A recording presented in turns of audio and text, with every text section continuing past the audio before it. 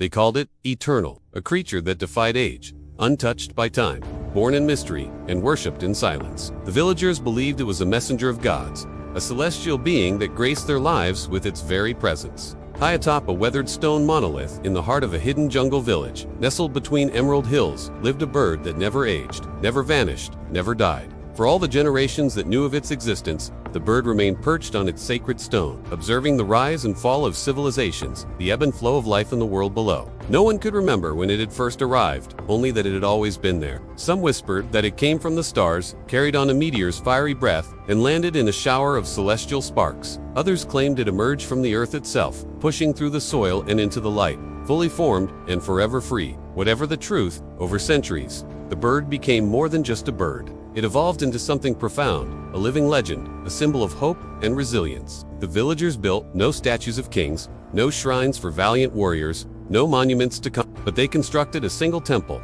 a sanctuary of wood and stone, in honor of the immortal bird. There were no grand halls within, no intricate carvings on its weathered walls, only a central chamber where the bird made its home and where people came to connect with something larger than themselves. Each morning, people from neighboring villages and faraway lands would gather before the temple. As the first rays of sunlight touched the bird's feathers, it would raise its head and sing. Just a single note, pure and clear, echoing through the jungle and into the hearts of those who listened. This song was more than just sound.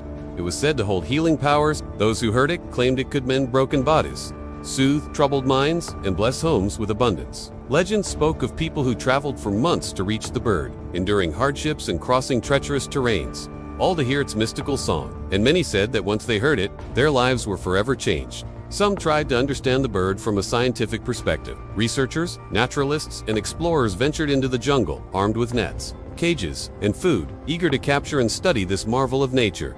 But their efforts proved futile. The bird seemed to know their intentions and effortlessly eluded their grasp.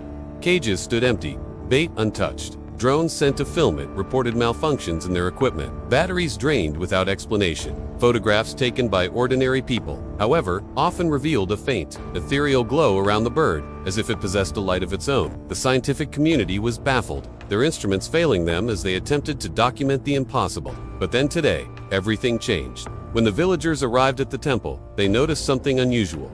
The bird was not perched on its sacred stone. At first, they assumed it was merely late, hiding somewhere nearby, preparing to greet the dawn. But hours passed. Still no sound, still no movement. When the sun reached its zenith, casting long shadows across the jungle floor, a young girl approached the temple. In her hand, she clutched a fallen feather. It was gray, not gold, like all the others. The bird lay still beside the stone, its eyes closed, its wings folded, as if slumbering deeply. An eerie silence blanketed the jungle, broken only by the distant calls of birds. It was as if the forest itself was holding its breath, sharing in the villagers' astonishment and dawning realization. The elders among them wept, their tears mixing with the dust on their wrinkled faces. The children clung tightly to their parents, burying their heads in the comforting embrace of their families. Even the wind, which had been their constant companion, whispering secrets through the leaves, seemed to pause, as if paying its respects to the silent bird. The atmosphere was thick with grief, the weight of generations of faith pressing down on them. They had trusted the bird, relied on its song, and now their faith was shaken. But in the midst of their sorrow,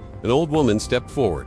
Her steps were slow but steady, her gaze fixed on the temple. Her wrinkled hands trembled slightly, betraying the turmoil within. She reached out, her fingers brushing against the bird's feathers. Gently, she lifted it, her touch reverent and filled with understanding. Then, with even greater care, she placed it inside the temple, at the center where it had spent countless years. Her eyes, though dimmed with age, shone with determination. Taking a deep breath, she began to speak. Her voice, though raspy, echoed with the strength of ages past. She spoke of ancient times, of a time when people lived in harmony with nature, when the bond between humans and animals was strong. She spoke of how their ancestors understood that the bird was not just a creature, but a messenger, a link between the material world and the realm of the divine. She told them that they had become complacent, taking the bird's presence for granted, depending on its magic while neglecting their own connection to the spiritual world. As she spoke, flames arose, not from any earthly source, but from the depths of the earth itself, drawn by the power of her words. The flames were gentle,